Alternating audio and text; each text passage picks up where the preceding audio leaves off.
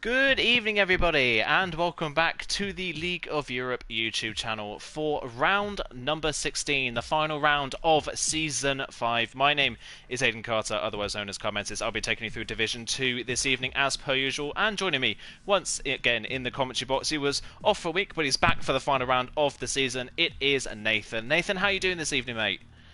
I'm good, Aidan. Happy to be in, hopefully, for a really exciting title fight. Obviously, we got two people left. We got Larkin and we got Matthias. Obviously, it's only 13 points between the two, which you'd think is a big gap, but it can all change with one corner or just how this race could go. But yeah, hopefully, an entertaining title fight.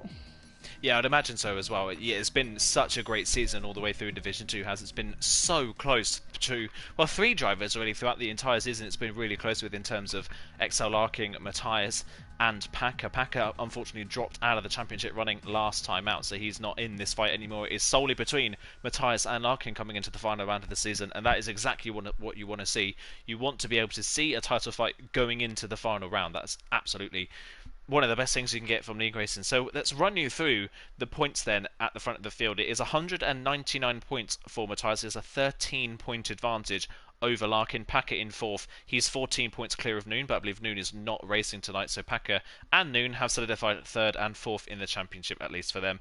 Gary's in fifth ahead of Falk, Recuric, TDB, Ryan and Assassin round off the top 10. It's still all to play for that fifth place in the championship at the moment. So plenty of things still going on further down the field, but in terms of title permutations tonight, it's not really too difficult for us to manage, is it? It's only if Matthias finishes on the podium, then championship's wrapped up. Matthias has got this one in the bag. Yeah, Matthias has been quite consistent all season, obviously a lot more consistent than Larkin. Larkin actually saved by, I think, his 4 race wins, I believe it is. I'm not sure, it might be 5, but yeah, Larkin almost kind of saved his season with getting, I think it was a string of 3 wins. There's no rain in quali, it seems to be, but obviously it's Brazil, and we've seen, obviously, from real life, the weather can change a lot. So yeah, it'll be interesting to see what the race is like for weather. But yeah, I think whoever wins it out of them will definitely have deserved it, because this season, I think, for all drivers has been really tough. There's been a lot of ups and downs, I think, for pretty much all 20 drivers on the grid. So yeah, whoever wins this tonight, I think, will really have deserved it. Yeah, definitely, and you say I think it's 4 wins for Larkin as well. I think myself, I'm not very good at keeping up with it, but yeah, 4 wins, 3 wins in a row really did save Larkin's season. The start of Larkin's season did not go very well. We hadn't been on the podium up until we'd got that win. So yeah, it's been a real up and down season for Larkin. Matthias a bit more consistent, but has mentioned himself a few times that he's been annoyed with some of his performances, has missed out on a number of victories so far this season, hasn't had the best of seasons that he would have hoped for. We come into the final round, and by the way, Packer, who's first out onto the track, has put a note in the chat to say it looks like we have a wet race ahead of us for the final round of the season. As traditional with Brazil, it does like to throw up a lot of weather, but this track is notoriously easy to overtake in the dry. In the wet, it's a completely different kettle of fish though, isn't it? Yeah, definitely. Obviously, weather playing a massive part, and I think one thing for sure, Larkin is definitely going to suit the wet weather conditions, so he'll be hoping for a really good quali.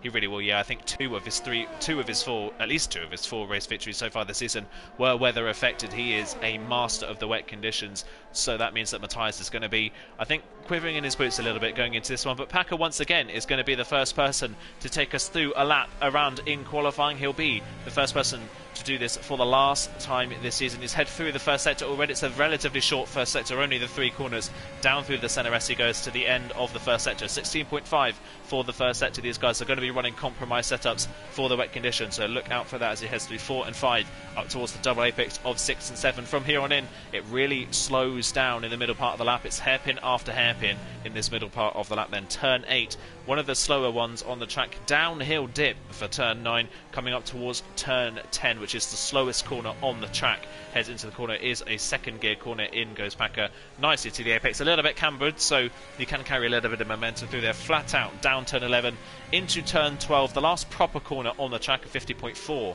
by the end of the second sector for Packer, so take note of that as the session goes on. Nolan's already retired in the pit lane by the looks of things, as up towards the line through 13 and 14, and then the final turn of 15. Packer towards the line. His first run in qualifying in the Alfa Romeo is a 1 minute 6.6. It's not a bad banker, but you would expecting people to be dipping into the low sixes, possibly into the fives if they haven't compromised their setup for the wet conditions.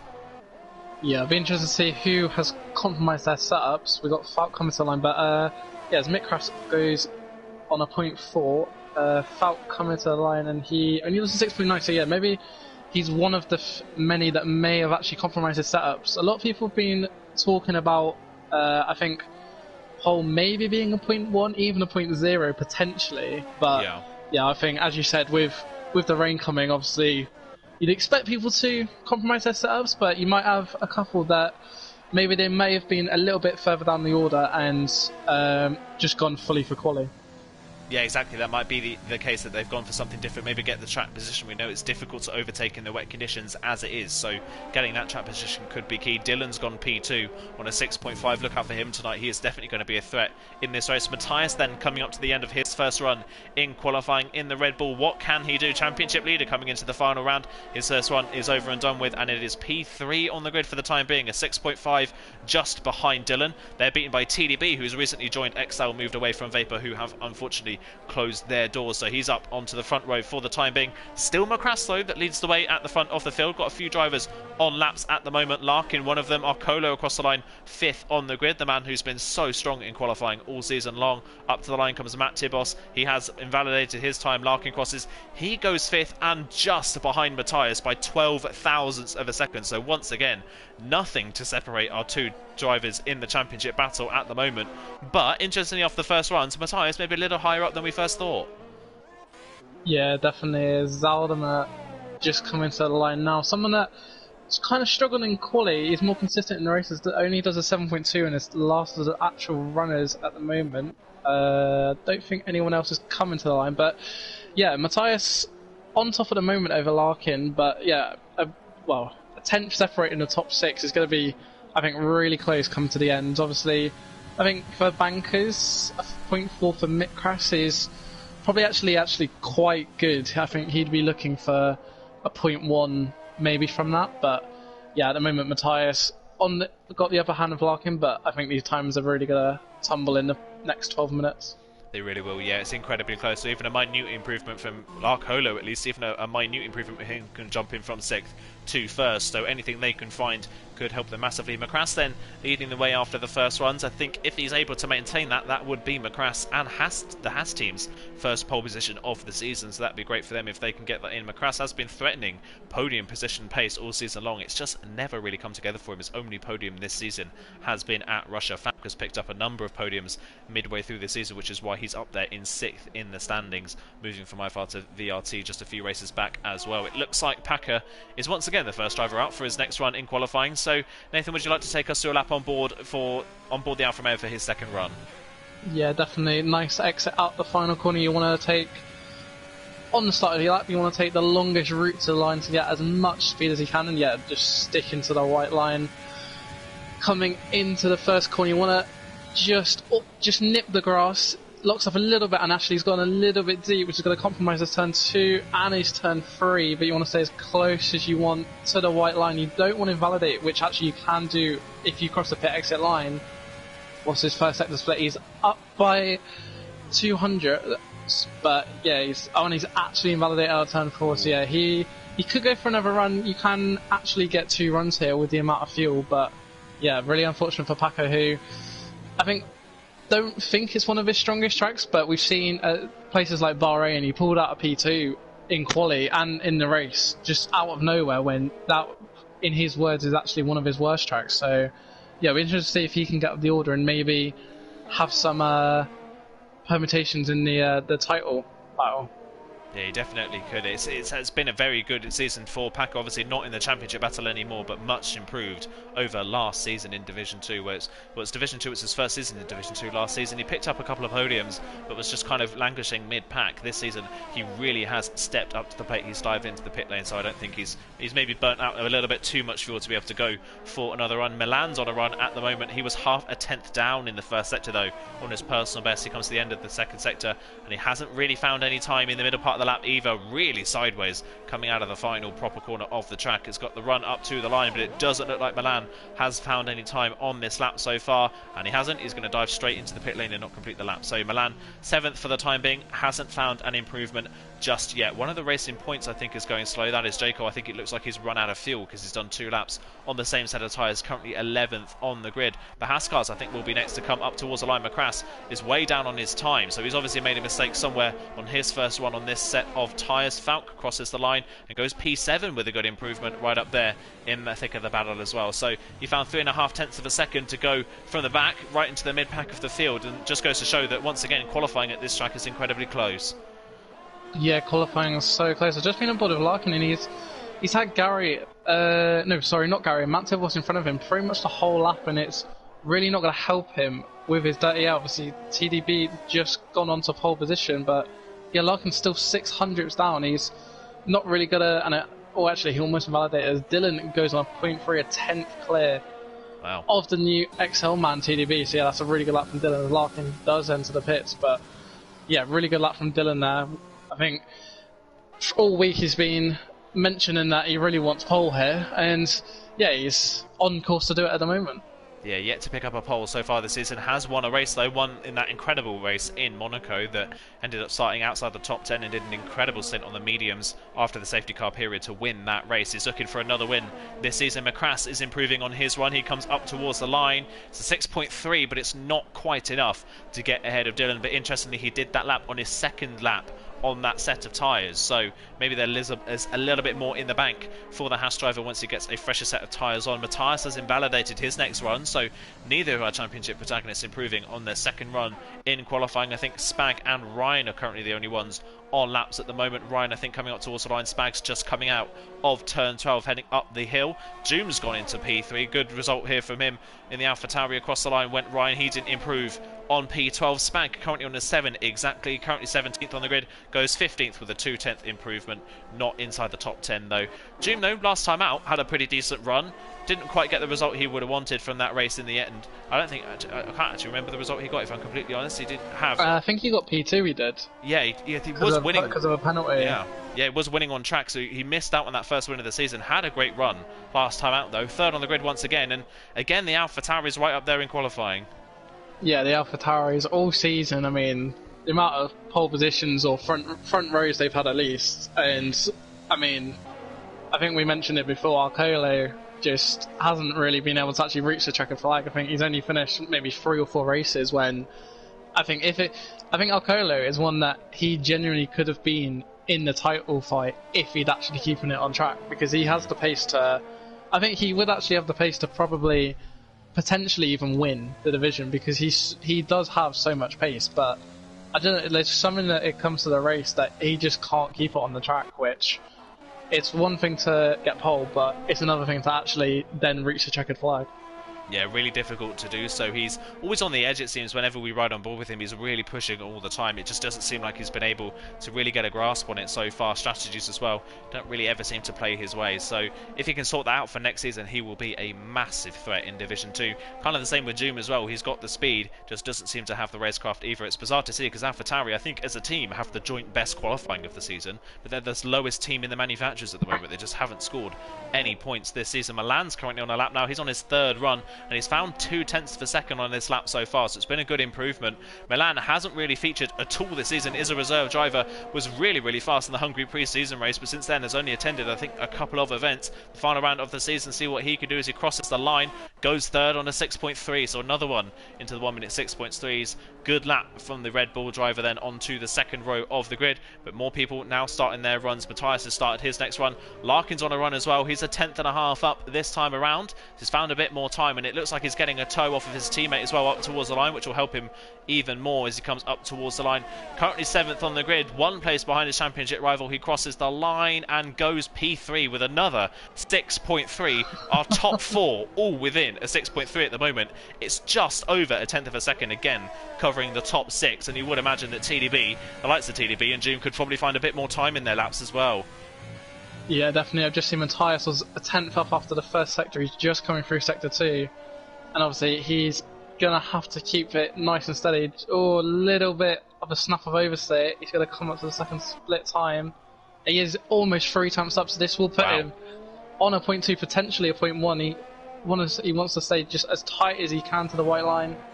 Very nice and smooth onto the DRS, and I think this could potentially be our first 1. It will definitely be a 2. And it is a 184. That is really a statement towards Larkin, who he's going to have 1 more run, maybe 2 if I don't think he'll get 2, but yeah, 1 more run in him, and yeah, I mean, that is a statement from Matthias. Yeah, that's a stunning lap time. Matthias has been downplaying his pace at this track all week long, but it looks like he's probably been lying to us. That's an absolutely brilliant time from the Red Bull man to go a tenth and a half clear at the front of the field. Macrass has started his next run, but he's already invalidated, so he's going to have to go again probably on the same set of tyres or dive into the pit lane and put on a fresh set of tyres. Matt Tibos has improved to go P8 in the McLaren, and reserve driver once again in that McLaren seat has had a decent run of performances when he's joined the league. He's kind of been running mid-pack around the lights of Assassin and TDB that he is close to in qualifying at the moment. So Matt Tibos has got good pace. If he's able to join full-time next season, he could be a real threat in the championship as well. No one currently on a lap apart from Joom, but he's also invalidated as well. So people are finding it a little bit difficult to keep the car on the road. Of all the people that have set times so far, you've got to say that it looks like maybe Dylan and Macrass are kind of the only ones that could challenge his Matthias pole position.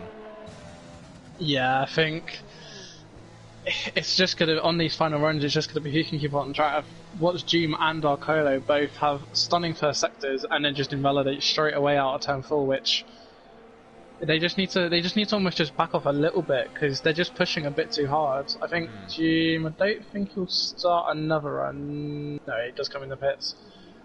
So yeah, everyone will be just preparing themselves, but yeah, I think maybe Larkin might be able to pull out something, but yeah, like you said, I think Macrass and Dylan, even if they can get close to Matthias, because Matthias, you'd think, will improve on that 184, which from him is a crazy lap for Division 2, but yeah, I think Dylan and Macrass will try, but I think Matthias may have this.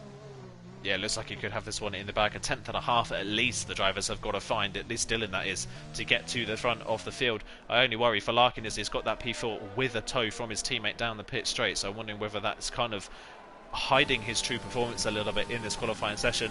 We have got a 36-lap wet race ahead of us, so I mean anything can happen in the race. We'll never know, and we know Larkin is incredibly strong in the wet, so anything can happen. It's never over until it's over, but at the moment it looks like Matthias might have a hand on that trophy already. It looks like Packer once again is going to be the first person on the final run in the session. Currently 11th on the grid on a 6.5. A 6.5 is a really decent time, but it's only 11th in Division 2, and that's how close it is at the moment as he heads down through the first sector, through the CNRS, right on the limit of nearly invalidating through turn 3, but gets away with it up towards the end of the first sector and turn 4. What is his first sector time? So nearly a tenth in the first sector, a pretty decent start to the lap for the Alfa Romeo driver, and any gain that he can find could propel him up the order. Of course, no need to worry about starting in 11th place, because we are going to be having a wet race, so he needs to get as high up the grid as he possibly can, then through the middle part of the lap.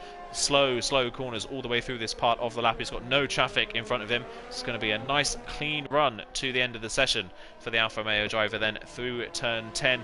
Again, keeping it in third gear this time around, not going down into second, making sure that it doesn't wheel spin on the exit of the corner to the end of the second sector. Nearly 2 tenths up, so once again Pack on one of these runs where he's looked like he's found a little bit more in his back pocket he maybe didn't know he had. Coming up towards the line then, currently 11th on the grid, nearly 2 tenths up. It could propel him into a 1 minute 6.3. Where can he get himself on the grid? Currently 11th, crosses the line, goes only 7th with a 6.4 in the end, then lost a little bit of time in the final part of the lap. 7th on the grid, just ahead of his teammate. That's a good lap from Packer, but still a 6.4, only 7th on the grid.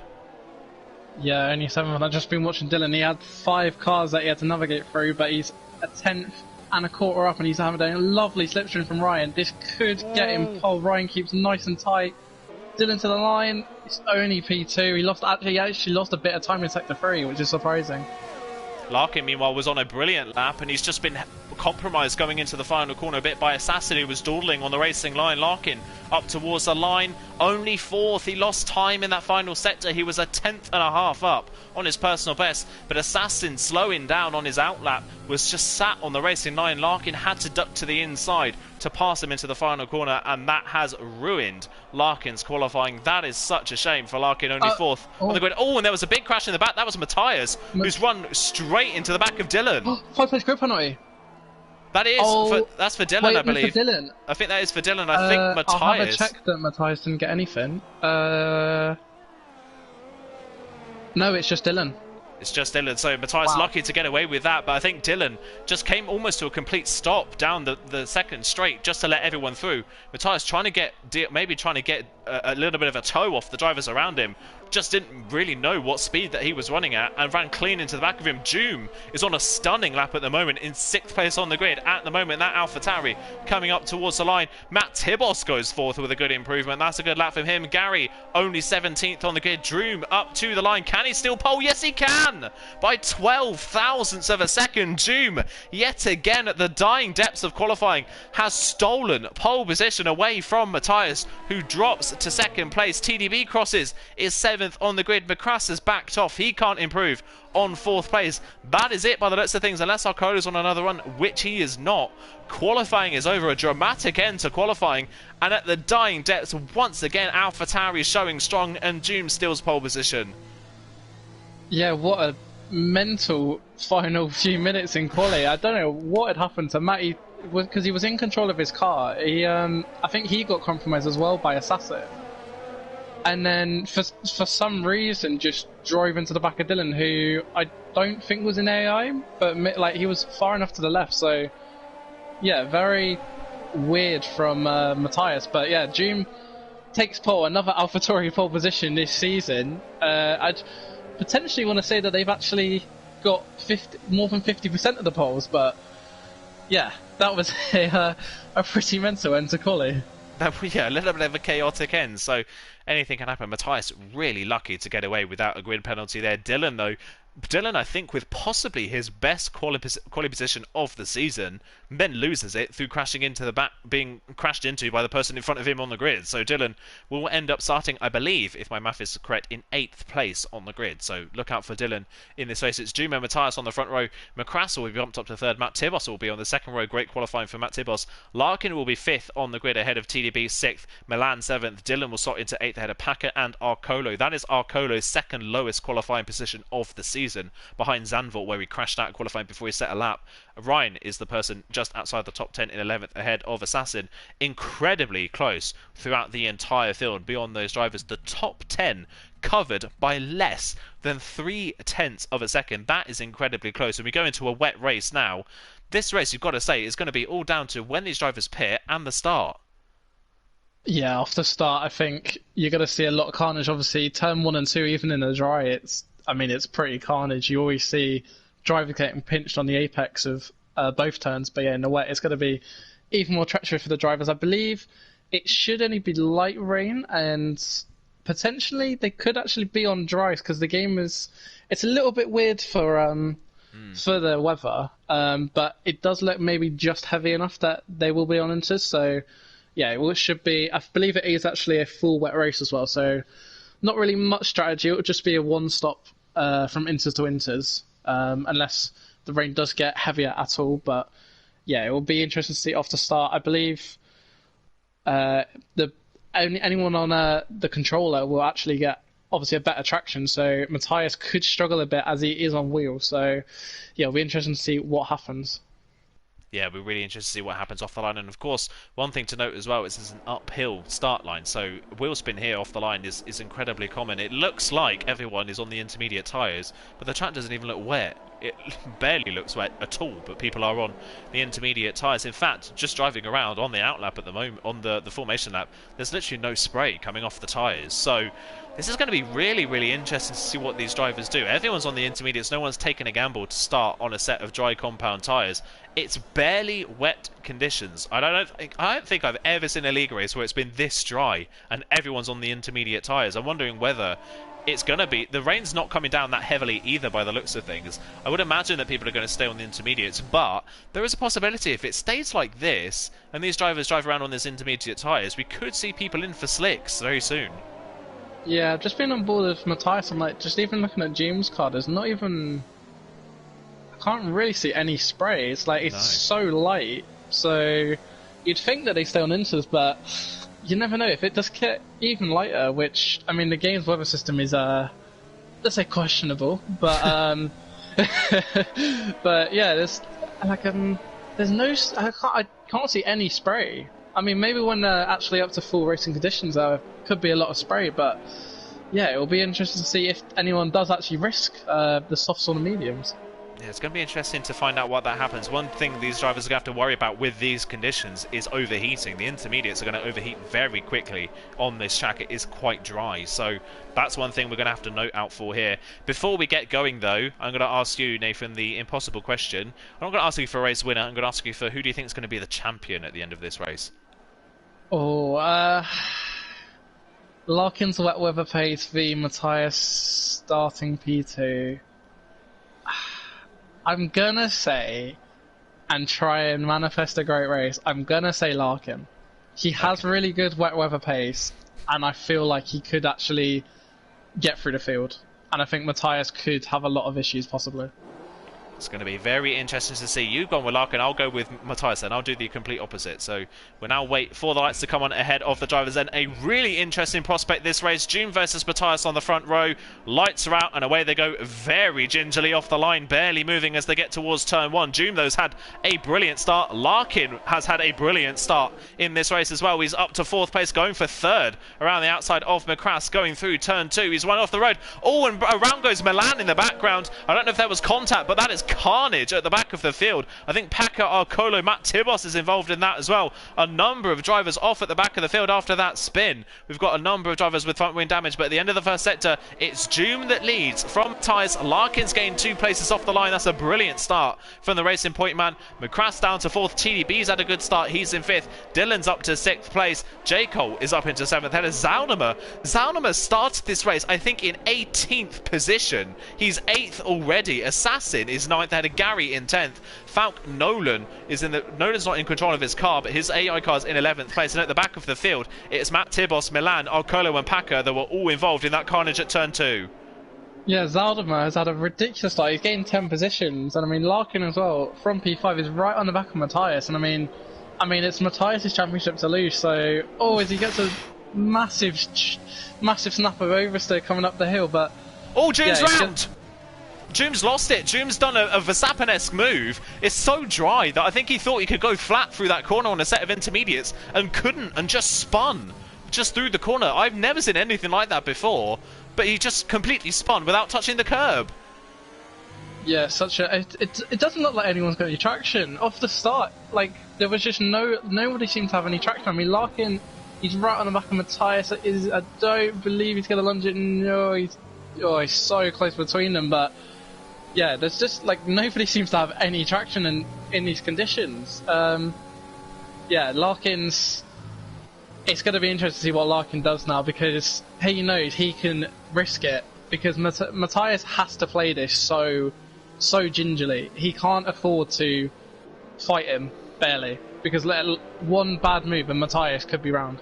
Exactly. Matthias is the one with one to lose, and Larkin down the inside at turn 10, late on the brakes. The two championship rivals go side by side. Larkin forces Matthias on the curb. That's a brilliant move from Larkin. He's got it done. Larkin from 5th on the grid by the end of lap 2 is into the lead. Matthias drops into 2nd place. He's now got McCrass and TDB behind. TDB, notorious for being incredibly strong in the wet conditions, picked up a podium in his first D2 race in the wet at Silverstone. He's gone down the inside of McCrass at turn 14. He's up to 3rd, so TDB looking like he could be TDB on for a strong result here as well. Larkin, the fastest lap of the race, into the lead. McCrash trying to come back at TDB, but can't get the move done. He has to stay in 4th place. Dylan right behind in 5th as well, looking to challenge. DRS has been enabled in these conditions. It's not wet enough for the DRS to be disabled. And look at TDB. He's all over the back of Matthias coming down towards turn 4. Matthias has DRS to save himself, but TDB absolutely flying in these conditions. I've never seen anything like it. It's almost a dry track. Everyone's intermediates apart from Gary.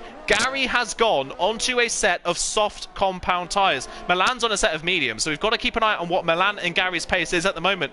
Milan, currently in 16th place, has got Matt Tibos right behind. Milan just doesn't seem to have a lot of speed. It's almost like the intermediates and the slicks are at almost level pegging speed at the moment. Yeah, it'll be interesting to see what Gary does. It's 16.1 coming through. He's catching a little... Oh, wait, actually, is Nolan a ghost car? It is, yeah. So we've got to keep an eye on the gap to Ryan. Yeah, got to keep an eye on the gap to Ryan. But yeah, just thinking at the front, I think Larkin's best bet, because I was thinking Larkin could do a Hamilton from 2016 and just, Matthias with another snap. I was thinking Larkin could do a Hamilton and just back Matthias into everyone, but with DRS, I think Larkin's best bet is to just absolutely try and gun it away as Mikras pits. Yeah, Macrass is in, speeding into the pit lane, but this looks like it's moving on to a set of soft compound tyres, I would imagine, or some sort of dry compound. Gary is not faster than Ryan, interestingly, at this point in time. He's kind of matching, if not a couple of tenths slower. Yeah, it's soft tyres then for Macrass. I think in these conditions, soft is the only thing you can go for. It's the only thing that's going to yield any heat in the tyres. He comes out then behind Nolan. We've got to keep an eye on the gap to Ryan, but I think on that last lap with Gary, it was not faster than Ryan. So I don't know if Macrass has been told by his engineer to come into the pit lane. It's a bold move. I mean, Macrass has literally nothing to lose. He's not inside the top 10 in points. He wasn't fighting for the lead at the time. He can try this out and see if it works, and it could gain massively later on. Nolan's rejoined the lobby, which is good to see, but Larkin leads away. Matthias all over the road, and here comes TDB for an exact same move that Larkin pulled off. He wasn't quite as far alongside. He'll have the outside line for 11. This is really risky. TDB trying to go around the outside, and he does so. Matthias nearly understeers into the side of TDB, just about gets away with it. But TDB up into 2nd place with a great move around the outside of turn 11, and now Dylan there, after his qualifying penalty, now coming up behind Matthias, is going to dive to the inside line, just got superior grip. That means that Dylan's up into 3rd.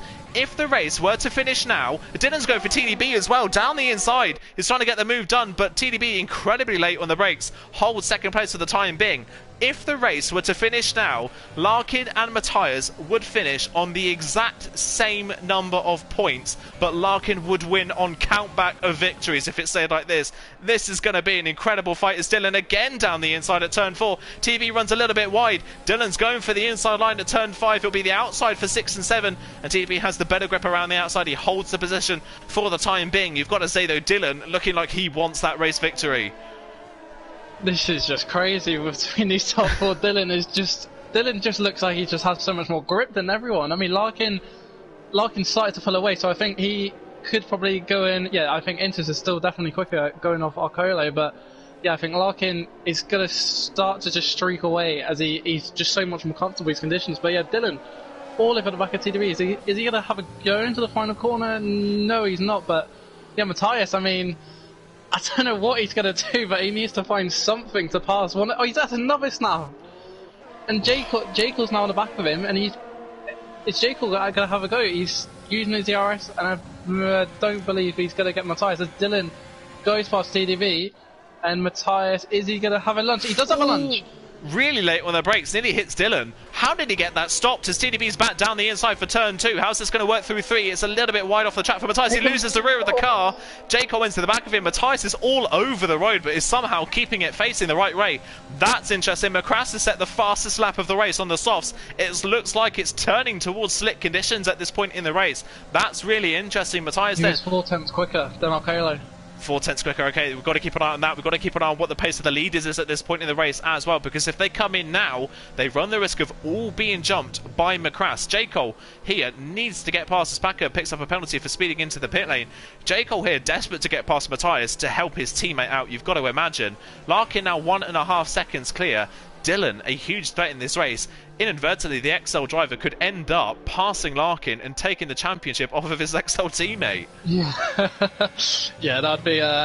a bit interested. But yeah, I mean, yeah, Larkin just holding the gap. It'll be interesting to see if any of them, or Dylan has a snap. It'll be interesting to see if any of them do pit. Larkin stays out. No, none of them pit. So yeah, it'll be interesting. TDB just gonna have a sniff down the inside. Is Dylan gonna try and hold it? No, he cuts back for turn 2. But yeah, I mean, these two just fighting and just giving Larkin the go ahead. And yeah, Matthias, I don't know, maybe he's got under control of his car, but he just seems to have just he's just not comfortable in these conditions at all. Yeah, it just seems to be going... It comes to ebbs and flows for Matthias. Laps, he looks like he's really strong, and then he'll come out of turn 12 or turn 5 and just lose the rear of the car all of a sudden. It's kind of a little bit all over the place at the moment for the Red Bull driver, but he's holding 4th at the moment. I cannot believe that if it ends like this, they will end level on points. That would be some end to the D2 season. What a fitting end it would be. J. Cole right behind Zaldama. I cannot believe the start to this race that Zaldama has had. He started this race 18th on the grid and is now running in 6th after 7 laps. That is a stunning start, obviously helped by some drivers coming in for the softs and that carnage at the first lap, but he somehow made his way through all of that carnage and got to the front of the field. He's got Assassin right behind him, who's the leading reserve driver in the championship at the moment in 7th place, and Assassin himself having a massive snap of oversteer coming out of turn 12. He's got Rekurik right behind him, and then it's Spag. Yeah, oh wow, yeah, okay, Dylan to the pits then. He's one of the leading crew to take the gamble. That puts Matthias back up into 3rd, and J. Cole's right behind. With Dylan with the speeding penalty into the pit lane as well. A lot of drivers picking those up. But once the timing has sorted themselves back out, we'll see what the gap is between Spag and Macrass. It was about 7.6 seconds the last time they crossed the line. We'll see when Macrass passes Dylan. Macrass has passed Dylan, interestingly, so that is an undercut for Macrass. Macrass is 7 seconds behind Spag. It's right on the limit of being intermediates or dries at this point. They're very similarly matched, but Macrass has jumped Dylan by 3.5 seconds. That means if the rest of the top drivers come in, Larkin would lose the lead. Yeah, I think maybe in Larkin, and I think in these 4 the people that are still in inters, I think they maybe have just got to stick it out, because the softs, obviously because it's raining, they will wear less. As who is that that's spun? That's actually Packer that spun. That's Packer. On his softs. Don't believe he got any damage. I can't see. Oh yeah, no, I think he actually avoided it. But yeah, I think these guys. Oh, Larkin with a massive slide through the final corner. Is he? No, he's not pitting either. TDB's in, and Matthias stays out as well. So yeah, I think Larkin and Matthias, they might just be better off just sticking it out at the moment, because obviously Macrass will have to pit again, so the gap between them it's 16 seconds. So yeah, by the time Macrass, if he does catch them, they're gonna have to they're all gonna have to make a stop anyway. Yeah, they are going to have to make a stop. It's going to be really, really interesting to see how quickly the likes of Macrass and TDB can catch. TDB coming out of the pit lane now. Where is he relative to Dylan? That's going to be interesting. TDB was just ahead of Dylan. Dylan's got back ahead. So it does look like the dry tyres do have a bit of an advantage. It's not big, but they do have an advantage. Macrass here, though, if he wants this strategy to work, has got to get up to the back of J. Cole, Matthias and Larkin before they come in for a new set of intermediates or a set of slicks when their intermediates die out. That is the problem. If they can get these intermediates to the pit stop range to get a set of mediums on maybe and go to the end of the race, that could play massively into these drivers that have stayed out on the intermediate tyres. Larkin leads, Matthias is back up into 2nd through pit stops from other drivers. J. Cole in 3rd place. J. Cole staring possibly at his first podium of the season if he can pull this off. That would be a great end to his campaign as well. Zaldama up to 4th. Assassin in 5th ahead of Rekurik and Spag.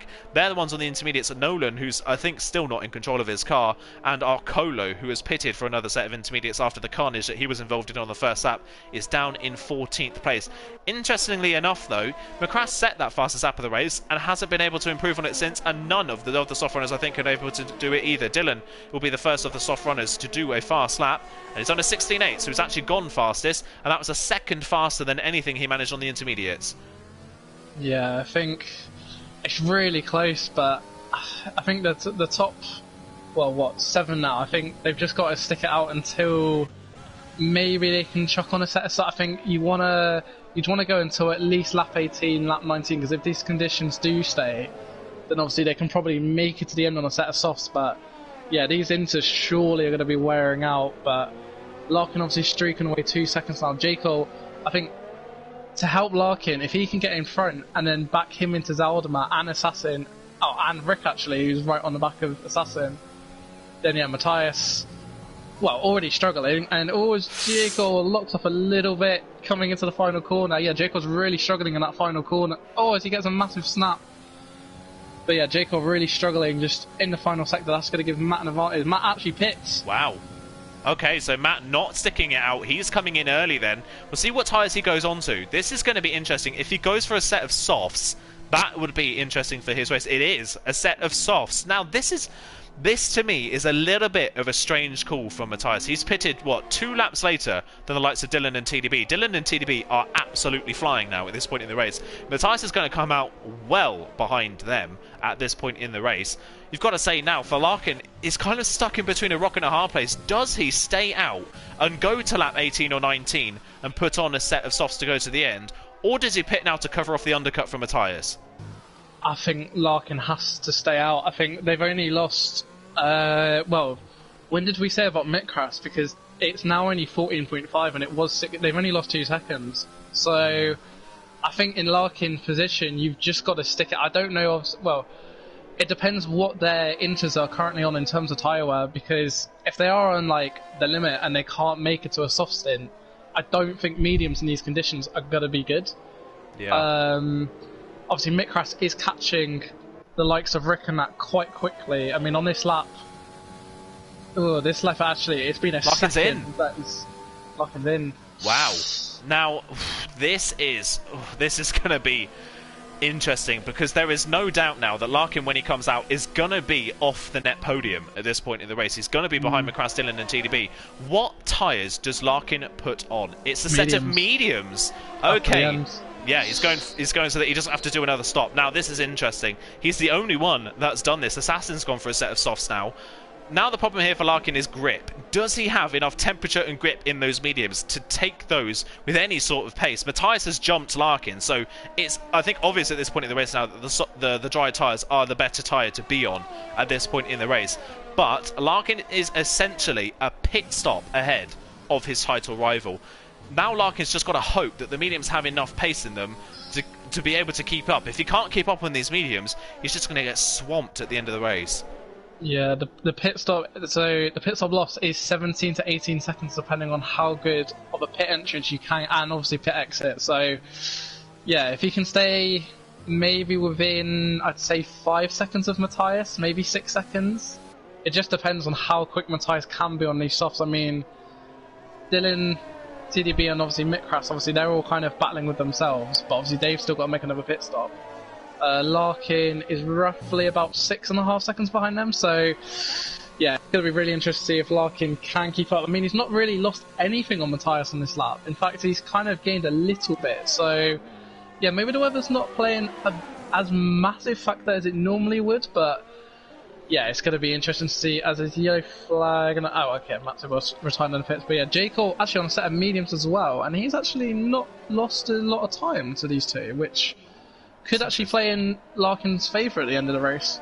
It's almost like he's got a little bit of a rear gunner here. That is absolutely brilliant for Racing Point. And actually, see, he somewhat gained a little bit actually on Larkin on that lap by staying out on a set on the intermediate tyres now. So this is such an interesting... I don't think I've ever seen a race that's been so focused on strategy before. This is absolutely bizarre, as Arcolo is another one that has retired in the pit lane. I think a lot of drivers now just a lap down at this point in the race. It's just not working for them. The only 2 drivers that have stayed out on their intermediate tyres are Zaldemar and Rikurik. So I still can't get over the fact that Zaldemar started this race in 18th and is leading, and we're not even halfway through this race. He's on a set of intermediate tyres. Dylan and TDB, though, absolutely flying at this point in the race. They're catching very quickly. Dylan makes a little bit of a mistake, so it's still right on the limit of grip. Full safety car. Now, what is that for? What is that full safety car for? Is that for Mattia Boss's car? No, that is for Zaldemar, but spun. Zaldemar has spun coming through turn 14. So he's all just... the softs are in. Yeah, they're all in. Oh my. Oh, everyone's spared actually. Wow. Yeah, Matthias is in. So this is going to be Larkin and Jacob are going to lead.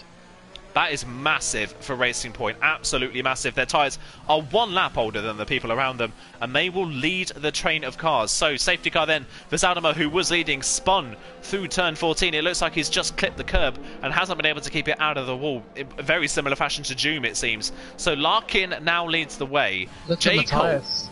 Yeah, Matthias 7th. That is an absolute disaster for Matthias in this sense. This is... I cannot believe this. This is almost like a carbon copy of what happened in real life in 2012 with the Red Bull down in 7th place, Larkin leading the way in a track that's not dry but not wet. It's just kind of in between at the moment. Larkin leads from J. Cole, Racing Point 1-2. J. Cole here can act as a perfect rear gunner in this race. This is absolutely brilliant for Racing Point. The only saving grace here for Matthias is the fact that 3 drivers in front of him all have a penalty. Dylan, I think, has 10 seconds of penalties in this race already, all because of speeding. Actually, no, it is 5. So they've served the 5 that they had for the first speeding and got another 5 in the second pit stop. So TDB, Dylan and Macrass all have 5 seconds worth of penalties to their name. If Matthias can keep within their range, that's him up to 4th. Matthias here then has to hope that either Rakurik or J. Cole get a penalty, or he can get past one of them on track to win this championship.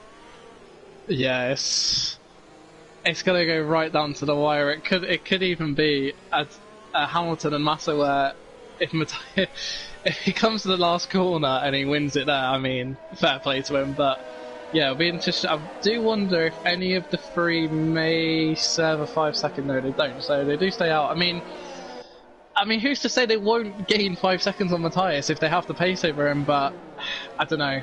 If they've got to get through Rick. I mean, it depends what kind of pace J. Cole and Larkin can have. But yeah, this is going to be a tense final 20 laps when everyone recatches the field. But yeah, everyone should go to the end now, unless someone has awful tyre wear. But yeah, Matthias just has to get past Rick, and it's going to be so difficult for him, because the problem is they obviously won't get out of the way of them, but he's got to get through Mitcrass, Dylan and TDB to then get to Rakurik, who, I mean, if he can just stay in DRS of J. Cole, or even if J. Cole in a way lets Rakurik through and then just holds up the rest of them, I mean, yeah, Matthias has got to find something that he can just get past them. Yeah, he's got to try and find something in this race. And of course, Matthias qualified on the front row. He's got the pace in the dry conditions.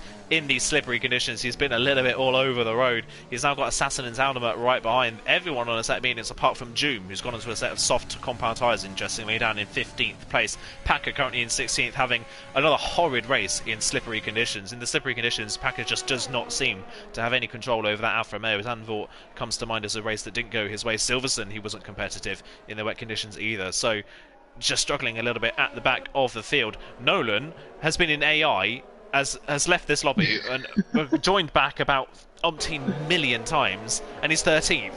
Just goes to show how... He's back in his car now? Yeah, and he is back in his car. No, actually, no. So under safety car, for some reason it unghosts AI. Ah, okay. So I believe he's not actually in the lobby. I believe he's been having some connectivity issues. Yeah. Looking at his throttle inputs and steering inputs. Is Jacob and Rakurik got a little bit close there? That was interesting. Yeah, looking at his throttle and steering inputs, I believe that is the AI. For some reason it unghosts lap cars and AI, which is a bit weird, but yeah, no, he's not actually in the lobby, so...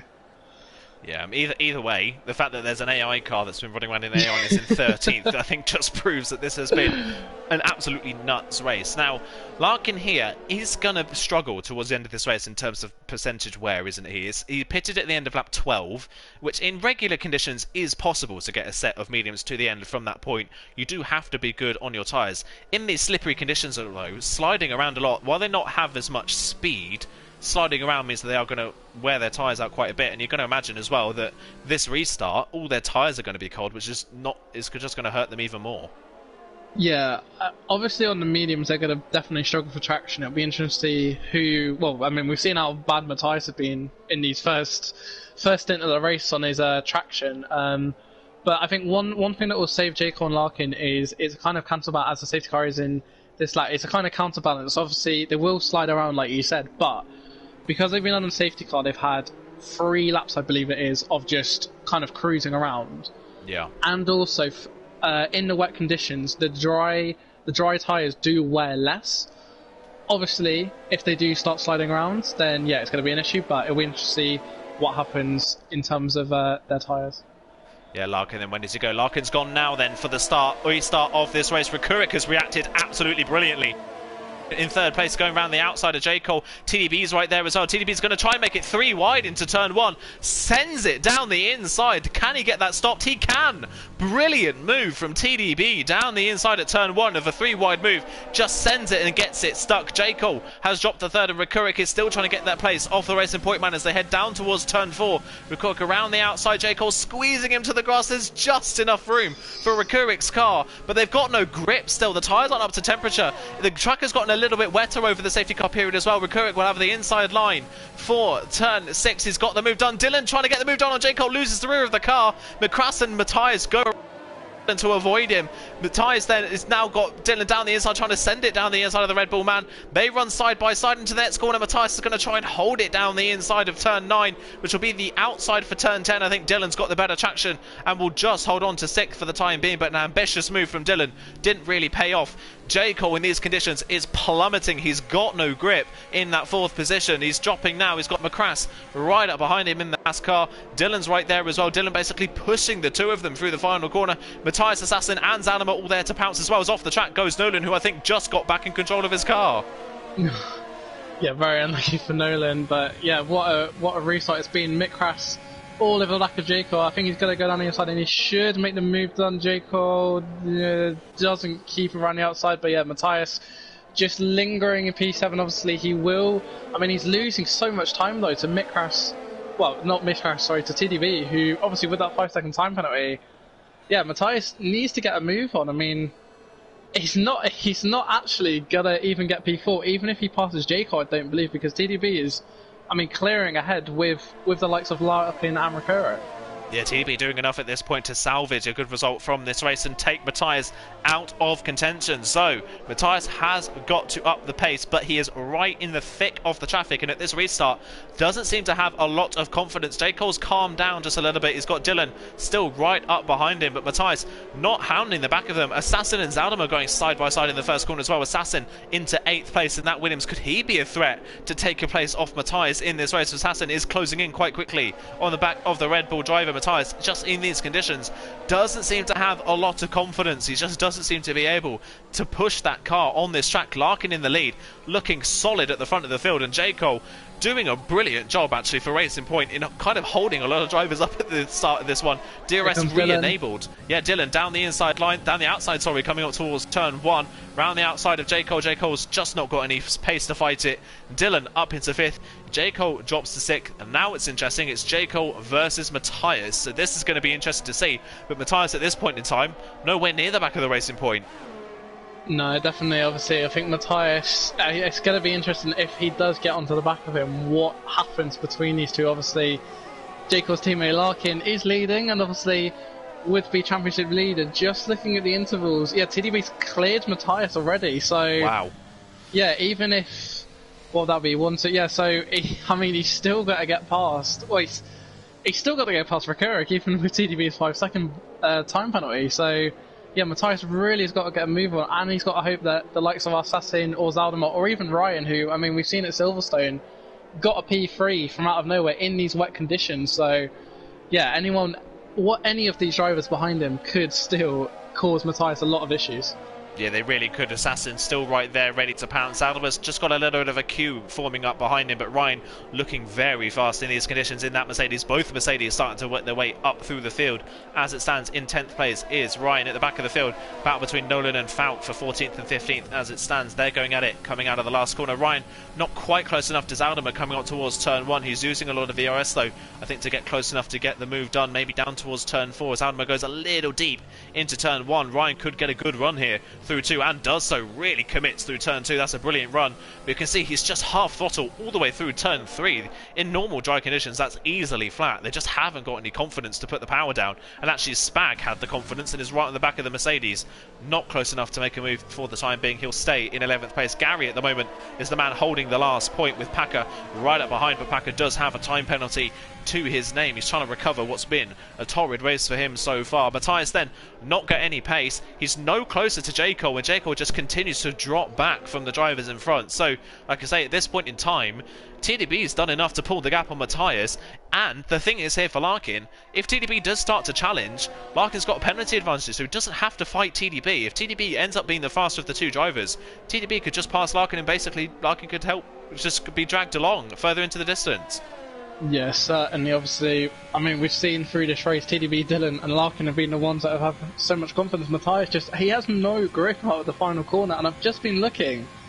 Matthias is almost out of range of Mikras.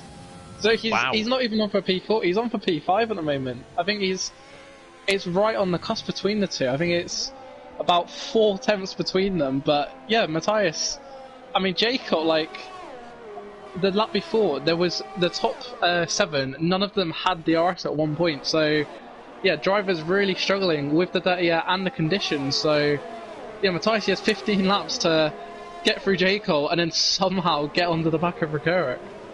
Yeah, somehow he's got to try and do it, but that is such a tall order for Matthias at the moment. There's him and J. Cole in 6th and 7th at the moment, just kind of on their own. They've pulled away from Assassin behind, who's dropped back recently on a couple of laps. That maybe suggests he's made some sort of error somewhere, because that's the second loss in a single lap. But J. Cole just continues to plummet from behind the back of the rest of his XL teammates at this point in the race. He can't keep up with Dylan or Macrass or Recurric or TDB or Larkin at this point in time.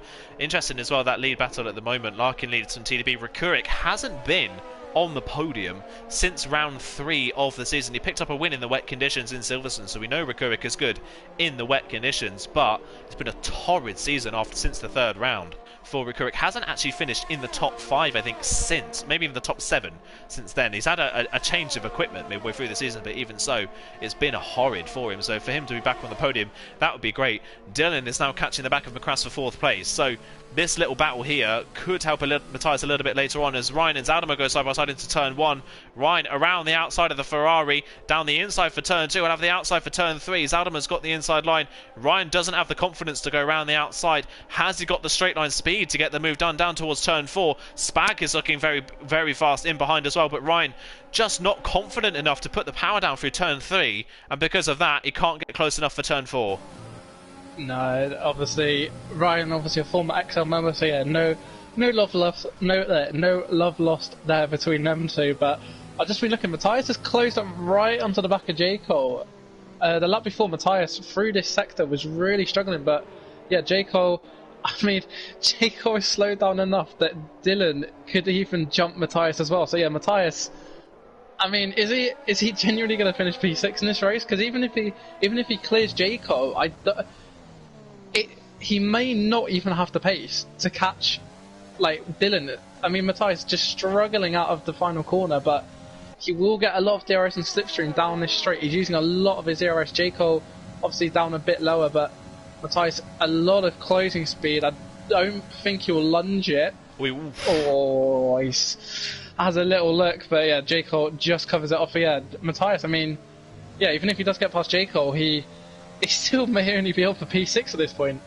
Yeah, at this point in the race, he's just not got enough speed. J. Cole using his ERS to defend that position from Matthias, who looks to the inside line but isn't close enough. So J. Cole doing a stunning job for the Racing Point team at this point. And like you say, yeah, Matthias, I think now officially is out of penalty range to Dylan. So the top 5 have disappeared. Dylan's run completely off the track coming up the top of turn 6, so he's pushing very, very hard, but the top 5 have cleared off into the distance. TDB is now starting to catch Larkin ever so slightly at the front of the field, so keep an eye out for that one. Recurric has dropped back in 3rd, but Macrass is not quite keeping up with the Renault for the time being. Matthias well out of range. Assassin's still not far back either, so if Matthias tries to go for this move on J. Cole and it doesn't succeed, Assassin's still there to pick up the pieces if he can get a move on. Ryan and Spag still desperately trying to find a way past Alnema, just can't quite find a way to do so, and they've now been caught by Falk, who on the soft tyres, he can't get to the end of the race, but he's just got so much speed on the soft compound tyres as Packer has crashed with Nolan. coming through turn 11, and that's a virtual safety car.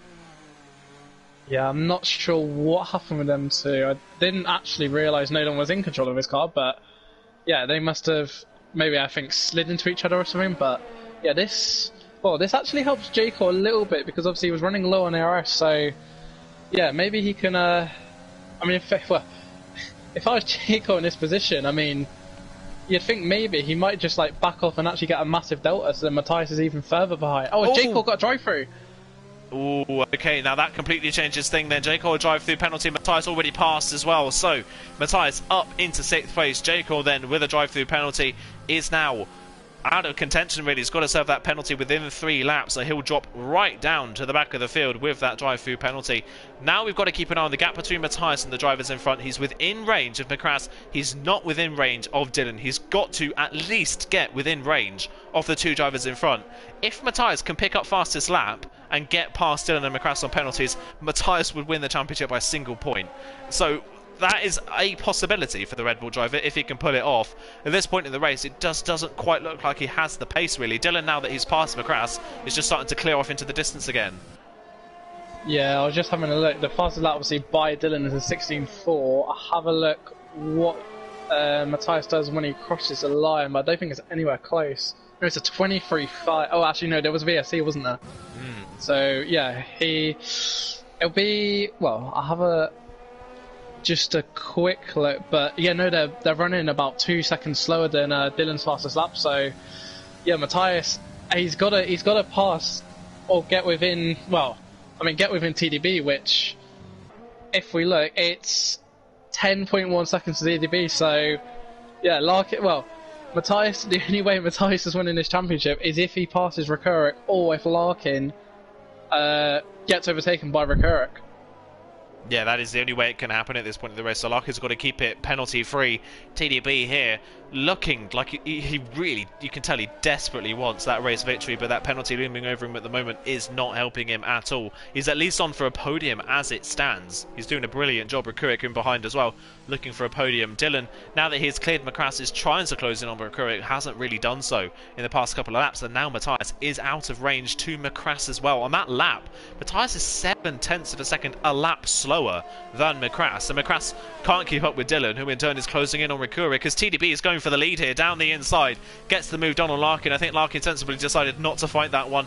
He's let TDB through. He knows that TDB has that penalty. Larkin down to second, TDB leads, but that won't change the overall classification as it stands. The only problem with this move now is that Larkin is now exposed to Recurric behind. Yeah, it'll be, well, one thing we've got to watch for is if TDB has, how much ARS is it? He's got 20% more, but yeah, TDB, well, if Larkin can't stay within DRS, there is a risk that TDB could just pull away from Larkin and actually win this race. I mean, 10 laps left with a 5-second gap. He's got to gain half a second a lap on Larkin, which in the wet, I mean, even the best drivers would struggle because Larkin has such good pace in the wet. But yeah, Larkin really, he's got to be careful not to make a mistake, but he's also got to make sure that he keeps with the pace of TDB, because TDB on this lap, he's just pulling away. I mean, he's almost out of DRS. Larkin will just get DRS, but yeah, TDB, he's got to be really close actually between TDB and Larkin. I think he's going to break DRS on this next lap possibly. It definitely looks like it. TDB has got a lot of speed in his back pocket, and Recurric, I think, has now sensed an opportunity here because he's now starting to push us close in on Larkin as well. Larkin's got to keep this race mistake-free from this point onwards. He does not want to lose this race victory. If he does, it is championship over, like you say. We have to work out where Matthias has to finish if Larkin finishes second in this race. That's one thing we might have to work out as well. That is going to be very difficult. Well, he'll have to get at least 6 points. At least 6 points. I'd say P7. Yeah, P7. I believe. Yeah, it'd be P7 that he'd have to finish. He's P6 at the moment. So he's on the bubble at least if Larkin finishes this race in second place. But as it stands, Larkin is winning the championship. Matthias now 7 seconds behind McCrass. There's no chance he's getting within penalty range of Dylan or McCrass in front unless they make a mistake. Falk on the soft tyres is absolutely flying. It's a shame that we've still got 10 laps to go in this race because he will not be able to get those softs to the end unless he's incredibly lucky. But he is absolutely flying. He's He's restarted, I think, down in 14th place and has worked his way up to 7th. He'll have a go at Matthias for sure. The soft tyres in these conditions just so much faster. They just can't get to the end of the race. Yeah, really unfortunate for Falk. He almost needed another safety car. I don't think he's getting to the end, but yeah, maybe he can have a go at Matthias. Obviously, Falk, he's had an interesting season. He's had a few collisions. Obviously, the two at Australia with Noonan Slash, where he almost won. And I believe at Singapore, was it him or was it Mick Crass that lost out on a win by 300ths? I want to say it was Falk. I think it might have been Falk. Yeah, I think it was Falk that was the one that missed out on that. Yeah, quite an interesting season for Falk. I think he's if he is here back for next season, I think he'll be one to watch for sure. I think he does have a lot of pace underneath him, but maybe consistency just a little bit behind him. J. Cole setting the fastest lap, but obviously that's on softs. So like you said, the softs definitely flying. Obviously Falk, I think it's gained actually half a second on Matthias this lap. So yeah, Matthias just really struggling. I think almost potentially in a way Matthias may have just backed off to just make sure he finishes the race. Maybe if he does have an engineer, he may have been told that TDB is leading. So yeah, I'm not really sure. I think Matthias is just trying to get to the end of the race without any problems, but yeah, Matthias really not helping himself at the moment to get that position that he does need. Yeah, this is so tantalisingly close for these drivers. It's going to be so difficult towards the end of this race to really make any ground now for Matthias. It's going to be such a long race. 8 seconds now he is behind McCrass, so just got no pace at this point. The top 5 have disappeared in these conditions. The top 5 in a class of their own. Falk within DRS range, but he's not close enough down in towards turn 4. He can't get that move done for the time being. I'd love to know what percentage where Falk is on and if he could get those tyres to the end. Be a miracle if he could, but I don't think he's going to be able to. J. Cole again with the fastest lap of the race, doing himself nicely. You can see though, just from the Haas of Falk, just so much more grip and confidence. Even though the soft tyres are 12 laps old, they're reaching the end of their normal life, they've still got so much more pace over the mediums. I was thinking, while you were saying that, I was thinking, because of obviously the weather conditions, I haven't seen Falk sliding a lot. Well, a little bit there, but obviously he will have less tyre wear than a usual dry track, because on a usual dry track you would only go 14 to 16 laps on these, so I think he could, just potentially, he could make it to the end, which, yeah, I mean, it would be a really good drive from him if he can actually make it. I think he is going to have a go at Matthias, neither using ERS now, but, that was a bit weird, just backed out of it, but yeah, Falk, I think, just not wanting to risk anything on Matthias, but yeah, I think if he can make it to the end, then yeah, it'll be a superb drive from him. Yeah, definitely would. I think he was Jones so that he could get the move down to 4 and not give Matthias the run back, but he got a poor run through 2, so it's going to have to be a late dive to get this move done. It is a late dive down the inside line. Matthias sees it coming, backs out just a little bit off the corner, gives the room to Falk. Oh, he loses the rear of the car a little bit there, does Falk. He gets away with it. Matthias holds the place for the time being, but these two fighting really, really hard. Falk has to stay in 7th for the time being. I think there he thought about the move into turn 1, didn't go for it because he thought he'd get the move done into 4, but when the opportunity rises, you almost have to take it because you can't guarantee that the opportunity is going to come again. Yeah, definitely. I saw the traction out of turn 4, and Falk just had so much more confidence. Obviously, with the softs as well, they will be better in the wet, but yeah, Falk just so much more traction. Matthias, the whole race, has just had no confidence. I can't remember the rest of the season, but Falk with a massive snap of oversteer, but yeah, Matthias this race at least, just no confidence for the past 31 laps in the wet conditions. Yeah, very uncharacteristic for Matthias. In the wet, he's not slow. I mean, he's not on the same level as Larkin has been in the wet conditions this season, but he's never been slow in the wet conditions. So to see him struggling so much today to keep up with the drivers around him is very, very bizarre. It is a shame really for Matthias that he had such a good qualifying, and just in these conditions he just can't hold the same level of pace. He's just plummeted through the field really, and the top 5 have completely gone. Larkin is doing a brilliant job of holding on to the back of TDB, and Rakurik can't keep up. Dylan's not closing in enough on Rakurik to steal that 3rd place and has that penalty anyway as it stands. So Rekurik will hold on to the third for the time being. The only thing that could change in the podium is that TDP could build enough of a gap on Rekurik to steal second place in this way. So we'll have to wait and see. There's not long left to go. There's 5 laps left of the D2 season when they cross the line. It has been a stunning end to the season. This is exactly the kind of race we wanted for the final round of the season. Incredibly bizarre conditions, an incredibly interesting race. Matthias is just falling by the wayside at this point in the race. He's 11.5 seconds now behind Macrass in front. Falk is right behind, and you know what? This battle between Falk and Matthias is allowing Assassin and Zaldema and Ryan and Spag all to close in.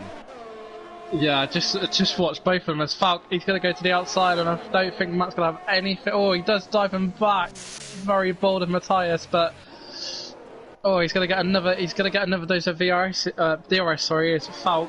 If he can keep the traction, Matthias, you can just see his car just all over the place. Falk Matthias is going to defend the inside. Is Falk going to be able to go around the outside? He's going to try and keep him Matthias. Forcing it, or just leaving enough room. A lot of respect from the championship leader, but Falk just has so much more traction. It's just ridiculous how much traction Falk has compared to Matthias. And yeah, Matthias falling even further. Falk. The amount of times Falk's almost lost it is crazy. I was about to say when you were talking about the end of the D2 season, the fact it was gonna end by only 4 points is just. I mean, it just shows like how close the field is, especially at the top. I mean, at one point we almost had 4 drivers, including Noon and Packer, coming into this race with a shot potentially. But yeah, it's just. I mean, the top of D2 has been so close for the whole season. I think every quali you can just see it that the whole field. I think this race it was about half a second, 6 tenths between all 19 drivers. So. Yeah, I mean the whole of D2 is just ridiculously close, and hopefully next season, I mean if we get another title fight like this next season, it goes down to a race like this. I think nobody can complain.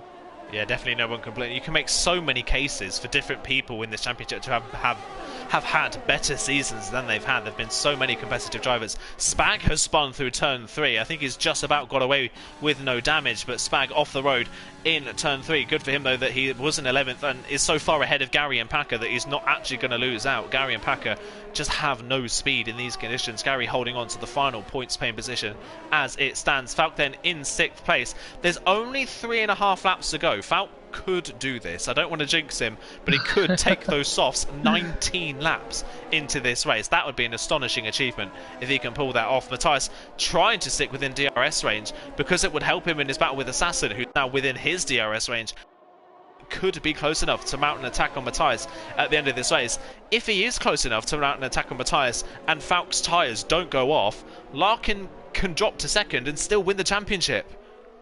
Yeah, Larkin, I think he's in such a good position right now. He's just sitting behind TDB. I just had a quick check, and yeah, Larkin's used pretty much all of his ERS, but yeah, I think these two, I think Dylan as well, but I think he's had a few troubles with just not being able to get through a few cars. And I mean, Mick Crass as well. I mean, I think one person that has gone under the radar is Rekurik. He's just been sat in P3, just doing his own job. And I mean, someone has had he's had a great start to the season, and I mean from Monza to now, he's had a superb final end of the season. Obviously, won D2 last season, in pretty much the exact same conditions. Actually, it was a crazy race last season at Brazil.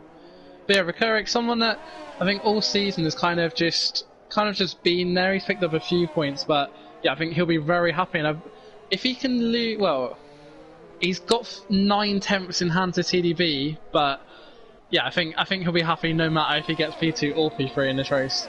Yeah, I think he would be very happy, like you say. I think as well, if he can get that P2 on TDB, actually I think if he even stays in P3, he will take 5th in the championship away from Falk and Gary. So this is a good opportunity here for Rekurik to still take 5th in the standings, despite having a terrible mid-season. That's how competitive the midfield has been. Rekurik hasn't scored more than 6 points in a round since Canada, the 3rd round of the season, and he could still be on for 5th in the standings at the end of this race. It's just been so up and down for so many drivers this season. 2 laps to go in this race, and Falk's lost it. Falk's lost the car. I think those softs look like they've finally given up. He's not punctured, but he just has no grip, and he's into the wall on the inside of 3. That is race over for Falk. He's completely out of it then. He's retired. That is his race over and done with. What a shame for Falk's race to end like that. He carved his way through the field, but it's going to come 2-0 in the end for him. Matthias under pressure now from Assassin, who's within his DRS range. Can Assassin steal a place off Matthias and get 6th place in that Williams? Further down the field as well, Packer has passed Gary. They're now both into the points, but Packer's now up into 11th. Gary's dropped to 12th. They are being caught at 2 seconds a lap by J. Cole on those soft tyres. J. Cole could steal points off the pair of them. As it stands, he's absolutely flying. We've got a lap to go. They're coming up to the line. Final lap of the race. TDB has threatened so many times this season to take away a victory. Unfortunately, it's not going to happen today. That 5-second speeding penalty that he picked up is going to cost him. That made him victory. But he has just 1/10 to find on this lap on Rekurik to pick up another 2nd place finish this season. And if it ends like this, I think as well, Racing Point are going to take the manufacturers as well as the drivers. Half a lap to go. Larkin is half a lap away from the Division 2 title. It's been such an up and down season for Larkin. He got off to an atrocious start, barely scoring points in the first 4 rounds. He went on a 3-race win streak. So many great performances midway through the season in conditions just like this. China stands out as one of his best races of the season, winning in treacherous conditions. He's pulled it out the bag when he's needed to. He's never really been the fastest person in the division, but despite that, he has had an absolutely astonishing season. You predicted it right at the start of this race, Nathan. It was going to be a crazy race. It definitely was that. And with only 2 corners to go, 2 easy flat corners to go, TDB is going to win this race on track. But Larkin will take his 5th win of the season and will take the Division 2 title. What a drive from Larkin in the wet conditions in Brazil. TDB does take 2nd place from Rekurik in the end, who finally is back on the podium. Across the line comes Dylan and McCrass for 4th and 5th. Have a word though for Matthias, who's actually spun coming out of turn 12. I think it's just race over, unfortunately, for Matthias. Assassin will take 6th on the line. Matthias just so frustrated. Brilliant qualifying, just in the wet conditions, didn't have the pace, didn't have the confidence. He finishes only 7th in the end. It is championship over and done with, and Larkin has taken it at the final round of the season. What a drive from the Racing Point man. Absolutely ridiculous. Massive congrats to Larkin. Obviously, more commiserations. I don't know why I was going to say congrats to Matthias, but yeah, I mean, both of them. I mean, you can't complain about either man this season. They've had absolutely just so much pace. Obviously, Larkin. I mean, what a way to win the championship by winning the final race as well on the top spot of the podium. Obviously, big congrats to TDB and Rekurik. Obviously, Rekurik just missing out on TDB. TDB a little bit angry that he swung into the pit lane and cost himself a win. But yeah, I think. If Larkin had finished P2, would he have actually still won the championship? I don't think he would. I was going to say, just thinking if TDB didn't have the 5-second time penalty, I don't believe, because I think P7, I think Matthias would have picked up 6 points. Yeah, so, and it would have only been 18 for Larkin, so that would have been a 12-point gap. There was 13 points in it. So if TDB hadn't got that penalty, Matthias would have won the championship by a single point with that result. But TDB's penalty cost him the win and has given Larkin the victory. Larkin played that very smart though. That's when you threw the full finishing order then. Larkin, TDB, Rekurik, Dylan, McCrass, your top 5. Assassin in 6th, Matthias, Zadama, Ryan, Spag, J. Cole and Gary round off the point scorers. Packer the only other finisher and the only one not to finish in the points ahead of Falk, Nolan, Joom, Arcolo, Matt Tibos and Milan, who all retired from that race. It was a race of attrition. It was carnage and chaos from start to finish. It was one of the most bizarre races I think I've ever seen in terms of conditions, but that was well worth the final round of the Division 2 season. I think, Nathan, if you could get Larkin, our champion, in, I'd love to have a chat with Larkin after that one, just to see what his thoughts are as well. Maybe get in Matthias as well if he wants to talk. I would imagine that maybe Matthias is probably not too happy after that event. I wouldn't be surprised if he doesn't want to join us in the comments box today, but either way, we'd love to hear from him. But before we get them in, Nathan, who are you going to give a driver of the day to? I think I'm actually going to give it to Rekurik. I think he had such a just a steady race, and just did his own thing, and yeah, managed to obviously get P3. Really unlucky not to get P2 from TDB's 5-second penalty, but yeah, Ricciardo after the almost I think he'd probably be a bit disappointed with how his season's gone. Obviously, it was really good at the start of the season, and then tailed off in the middle, and then he's really picked up right at the end again. But yeah, I think Ricciardo definitely had probably one of the best drives today. Yeah, he really did. He had an absolutely brilliant drive. We're getting everyone into the party then for the final interviews of the season. We're going to head straight over, though, to our race winner and our Division 2 champion, Excel Larkin. Larkin, how are you feeling after probably one of the most stressful races I think you've ever done? Oh, it was by far the most stressful race I've ever done. It was just so fitting, I think, for the end of the season. The fact that we had conditions where it didn't know whether it wanted to be wet or it wanted to be dry. We had VSC, safety cars, people getting 5-second penalties. My teammate being good for half the race and then decided he fancied speeding under the safety car.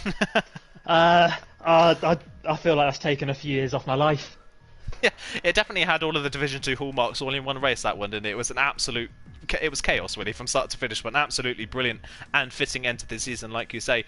Talk us through, though, your thoughts on those intermediate conditions at the start. I think qualifying 5th wasn't a bad result from you, but I think you must have been smiling ear to ear when you saw that it was going to be an intermediate start. Yeah, I mean, I've been rain dancing all week. I said that yesterday or whenever it was in the gloves off video thing. When I saw it was those conditions, I knew that I stood a chance. Quali didn't go particularly to plan. I got blocked on my last lap, and that final sector that I ended up doing was exactly the gap to pole as well. So I think I'd have been up there, but I had a nice launch anyway and managed to make up a few positions, so it didn't really change that much for me.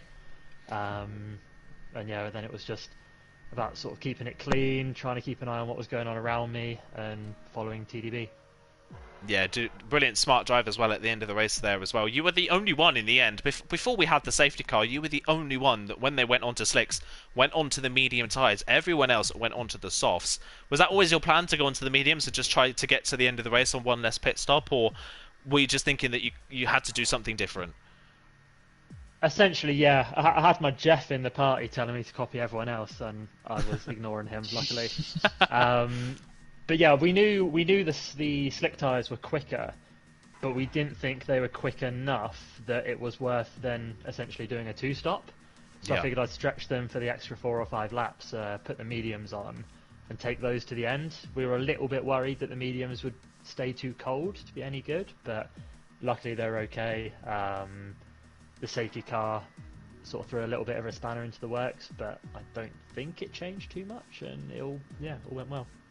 Yeah, it went brilliantly for you in the end. I think we've got to do a full season recap in a bit as well. But for you, Division 2, I think it's been...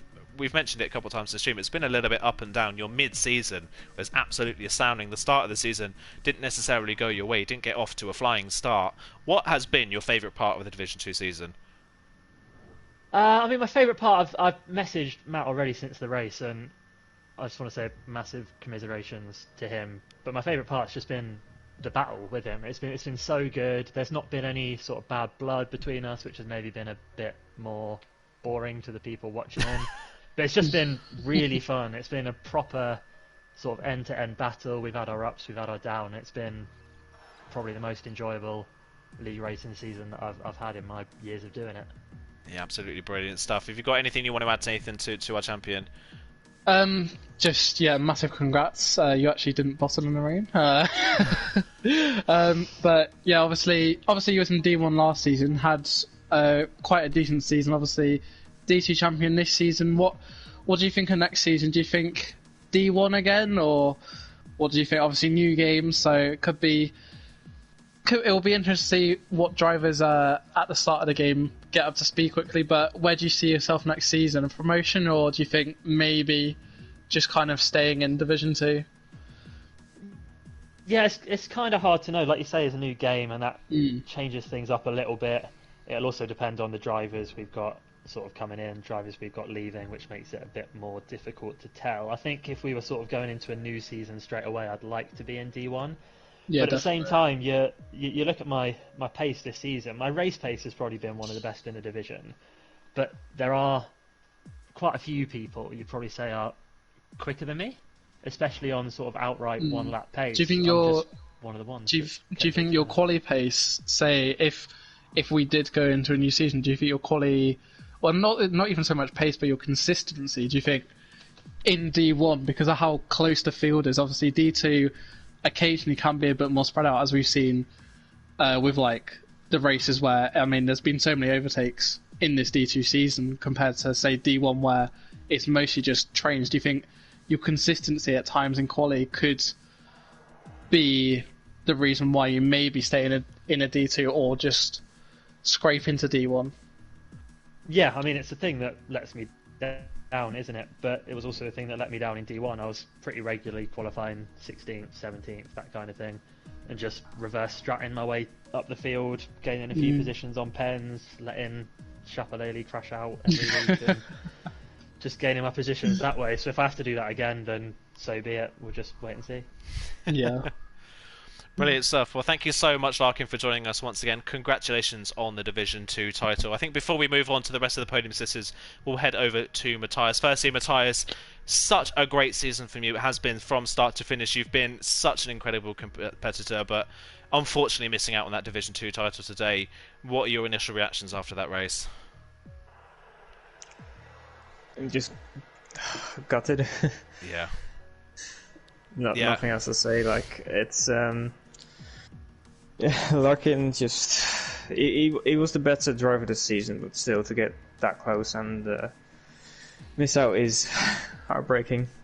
Yeah, I can imagine it is such a heartbreaking thing, especially when you qualified in front of Larkin as well on the front row. I think you knew maybe that it was going to be a hard-fought battle when you saw the intermediate conditions that were coming in the race, and we mentioned it a few times on stream as well throughout the race. It seems like you just lacked a little bit of confidence in the track and in the conditions. Was that kind of the case in the race today, or is there anything really that you felt went wrong for you?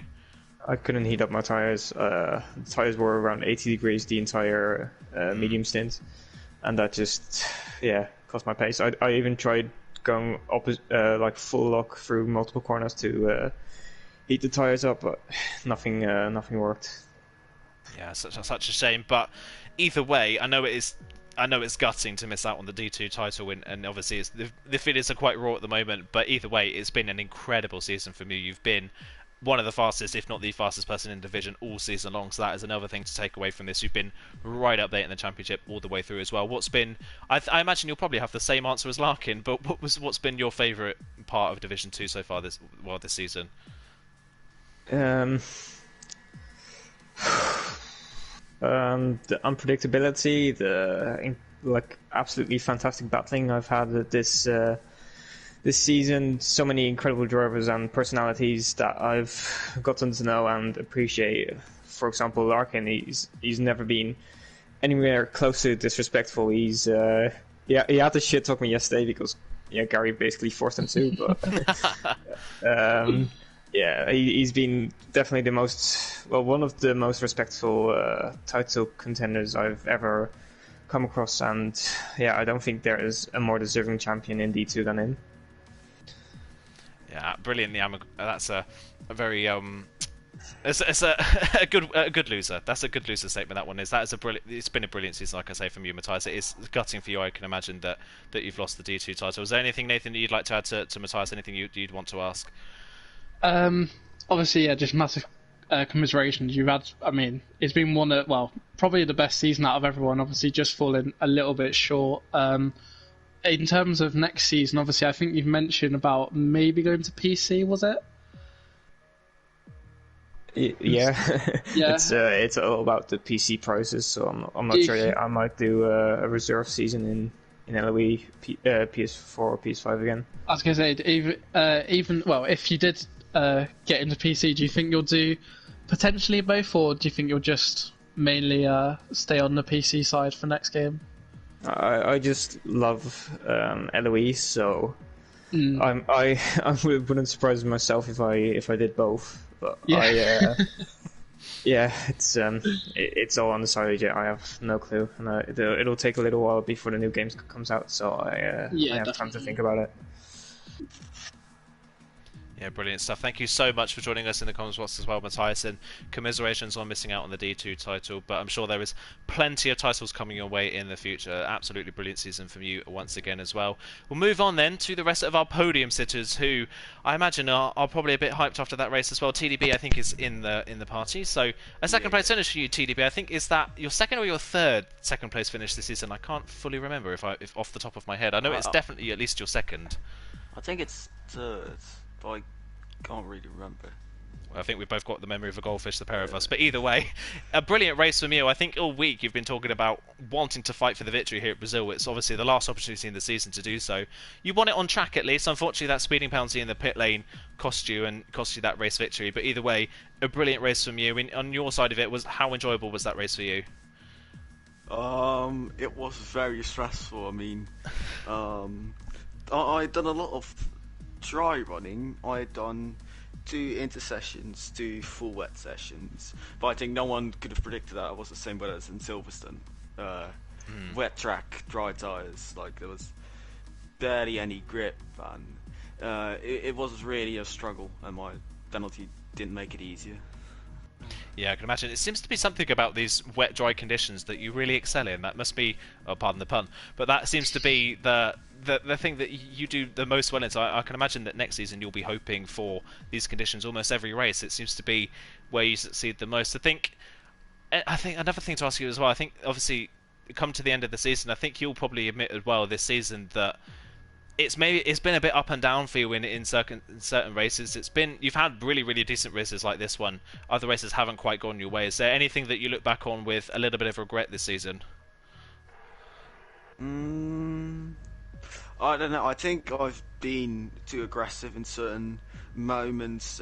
Things like Bahrain, qualifying P11, breaking off and being in a soft train as the only guy on an alternative strategy, and then just completely losing it on my own because I'm over pushing myself, and just other mistakes which lead to a lot of points loss. Like, I think on some tracks I had the base to get better results. I don't know if I got top of the midfield, but I think I definitely left a lot of points on multiple races, which I guess that's what I regret, and just not being consistent enough in the races, even where I did well enough.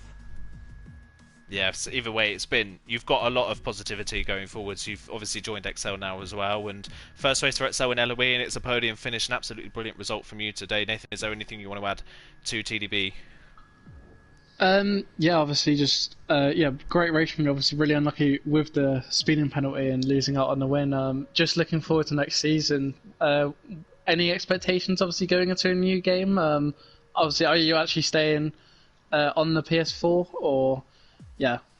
Yeah, no, I'm staying on the PS4 next season. I assume I'll be D2. I'll be surprised if I'll be somewhere else. But I don't think I've ever had like really good consistency in this game, which I think I've ever showed. So I don't think I'll be able to go for the championship next season. I'll be hoping for 2 or maybe 3 wins or something like that. If I have kind of the same season as I had this year, I'll be happy, but we'll be having new people in the divisions, so I have no clue how it will go, and we'll see it then, I guess. Yeah, it's going to be really interesting next season, definitely, and yeah, you've got a lot of potential moving forward. You've got an absolutely brilliant LoE career ahead of you if you continue on this up trajectory that you've had from Division 3 up to Division 2. So, going to be an absolutely brilliant season for you next time around. Thank you so much for joining us in the commentary booth here today. I don't know if Rakurik is in the party. I have to double check and see. He is. Rakurik is here. Hello, Rakurik. First time back on the podium since the third round of the season. He had 3 at the start of the season.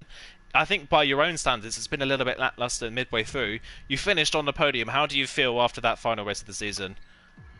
Happy. It's been a really long stretch of bad results. I think I had 3 podiums to start the season. Yeah. And then maximum like 6 points out of a race in between. So yeah, feeling very happy. And the most important part is I think I passed Gary on the standings with this result. So Yeah, I think we worked that out in the race. I believe you do take 5th in the standings away from Gary at the final round of the season, which is, I think I mentioned it.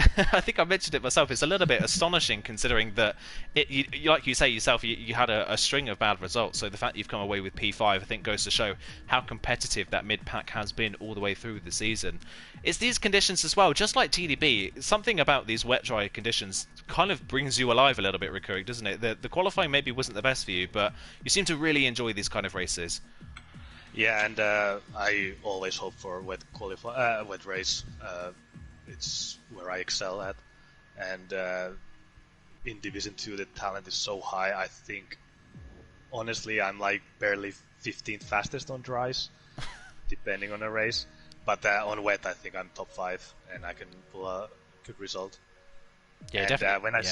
When I saw in the qualifying it was heavy rain, I put a full wet setup, and I just couldn't do faster than, was it 8.6 qualifying? I was 16th, so I wasn't expecting anything from the race. But then I got lucky with the safety car.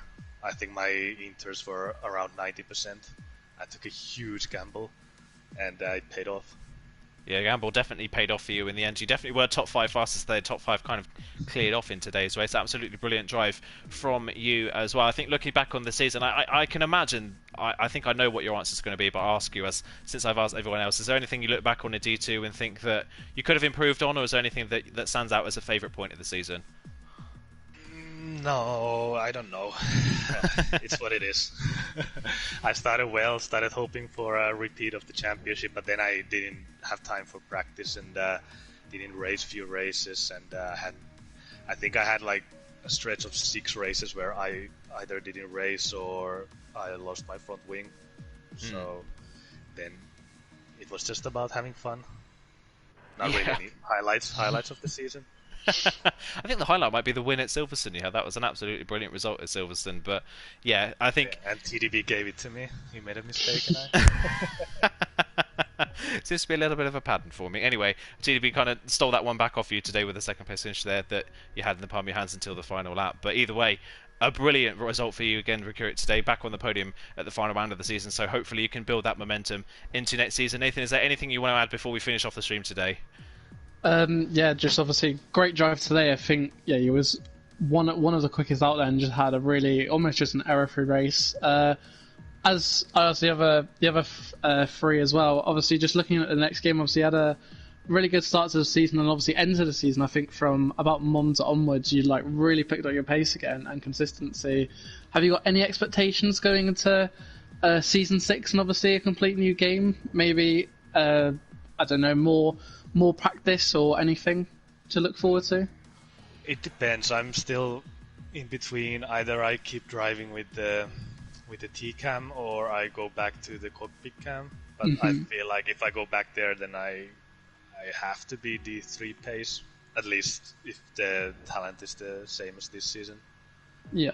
But yeah, if I go back to cockpit, I have to practice a lot more.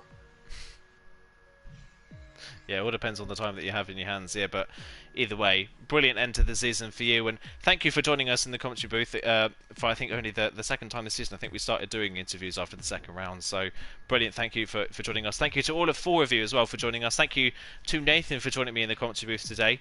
That is it for LOE, for LOE Season 5 across all divisions. That is the end of the season. There is nothing for me to talk about for LOE for this time next Saturday because we won't be back, which is such a shame. We've got a bit of a wait as well until the next game. I think about a month and a half, nearly 2 months until the next season does get underway. So keep an eye out for that. Keep an eye out for all things LOE on social media as well. We're on Twitter, so keep an eye out for them. Keep an eye out for League of Europe on Twitter for any updates about future seasons, anything like that as well. Formula 2 does still run as well, early weeks I believe on Monday, so keep an eye out for Formula 2 as well. But that is where we're going to finish off. Thank you so much for joining us all season long. Congratulations to Larkin on the D2 Championship, and we will see you in a couple of months' time for Season 6. Thank you and goodbye.